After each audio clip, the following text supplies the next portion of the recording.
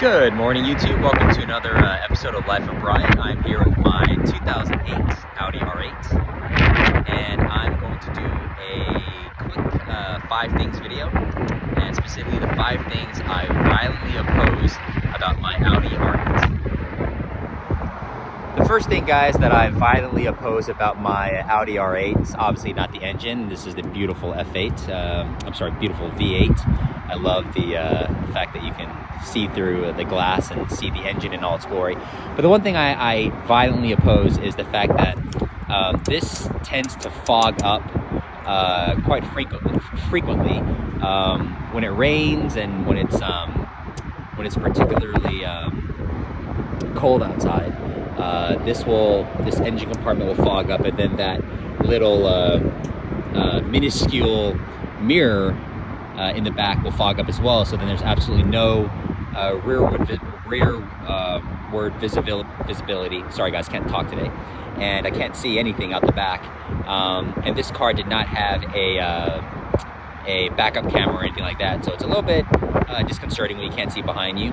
Again, it doesn't happen every day, but obviously depending on the temperature of what's going on outside, this will fog up, and then it'll fog up that window, and you can't see anything out of the back. So that is the first thing I violently oppose about my R8. The second thing that I violently oppose, guys, about my Audi R8 is the temperature control. The climate control buttons. I mentioned this in another video I did, I believe the one on the my F-Type SVR. But some people really sing the praises of the climate controls on the R8. They say it's very intuitive, it's very simple. Okay, like some of the buttons, yes, but okay, for example, this thing, okay? So just by looking at this button, okay, whatever, like you're just weird, or you're an engineer, or you work for Audi. Okay, like this one, yeah, okay, that's probably your head, and that's probably your foot, and that's probably maybe both. But then what the heck is this? You know, and actually I have it set to this, so honestly, I'm not even kidding, guys. I don't even remember what that setting is. But it's just, I don't understand why things can't be a little bit simpler. Maybe, again, I'm nitpicking here because, again, this is a great car. I love the car. But what is that? Like, what is that button?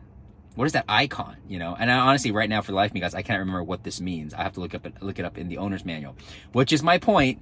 And car manufacturers, your climate control should not require your driver, your customer, to look in the owner's manual and see, what is that? What does that icon mean? It should be so intuitive, so simple. Oh, I press this button, I slide this up. Yeah, I don't know why. I don't know. And this is actually not as bad as a lot of other cars I have, guys. But this in particular, I don't understand why it could be more simple, could be more intuitive, couldn't be more directly to the point without referencing the owner's manual. But again, I have to nitpick here, guys. But that's number 2. The third thing I violently oppose about this car, guys, and this is stupid, I know, but the door. Now, you may be asking yourself, hey, what's wrong with that door? Well, my problem with the door, guys, is it's a regular door, right? It's not a Lambo door, a scissors door, a butterfly door. I think this car would have been fantastic with, the scissor butterfly Lambo doors. I think it would have really fit the persona of the car. Maybe that would add to the price and then made it not the everyday working man's car. But I've never felt that about any of my other cars, my NSX, my Lotus, my Gallardo, my Mazda. I've never felt that about any other car but the R8. I really feel that this car should have had butterfly doors, should have had scissor doors. It just would have really fit the style, the persona, the everything about this car. And whenever I open the door, I almost kind of want to feel like I want to push up, like in my McLaren. But alas, it is just a regular door. The fourth thing that I aggressively oppose, guys, about my R8 is the parking brake. Now, it's set right now, but I'll go ahead and take it off, and I'll try to show you guys what I mean. So in most cars, you pull up on your parking brake and it's set, right? And you walk away, you're good. That is not the case in this car. If you do that, and maybe just my car, guys, I don't know. I don't think it is. But if you walk away and you're on a hill or you're incline, decline, whatever, and you set this like this, your car will roll. And in fact, mine has and did roll. This is not actually done until that. Did you see that, guys? Now it's set. Now the car will not roll. I had to find that out the hard way, literally jumping into my car, slamming my foot on the brake to prevent my car from rolling backwards into someone else's car. But why do they do it like this? Shouldn't it be one up and it's set? I didn't read anything about this in the owner's manual. I've actually never Googled this, guys, to see if it's just my problem or other people have it too. But this makes no sense. This is a liability for sure. Maybe someone has sued over it.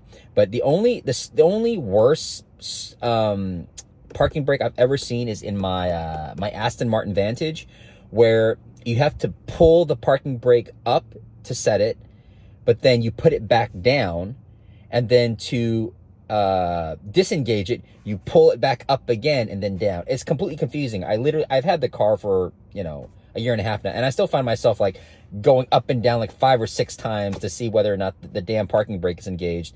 Whoever's looking at me is probably thinking I'm insane, but that's the worst, far worse design than this one. But this one is just, why do you have to do that second push up to engage? It should already be engaged just with one pull up. It's just very weird, guys. But that's the 4th thing I do not like about the R8. The 5th thing that I violently oppose about my R8, guys, and this is just the anal side of me. And again, whoever, you know, engineers, guys who know much more about the R8 than me, leave a comment below. Let me know that I'm being stupid.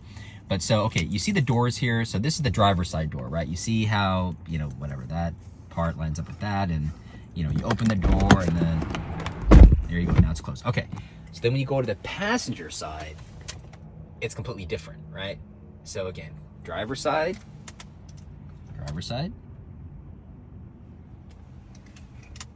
passenger side. Now, just my layman's understanding and observation, I think that might be because of the dash and how it, you know, the vent ends here on the driver's side, but kind of, well, it kind of does the same thing on the passenger side. Anyways, just for uniformity's sake, it always kind of bugged me that was different on the passenger versus the driver. And again, I'm being anal here, guys. I gotta really stretch here to find that 5th thing, because again, I really do love the car. But that's something that I noticed one day and I couldn't stop unnoticing. And I'm like, hey, why is that? Why is that different from the driver's side to the passenger side? And like I said, if this car had butterfly doors, we'd have nothing to worry about. But anywho, that is first world problems. And again, that's the 5th thing I violently oppose about this car.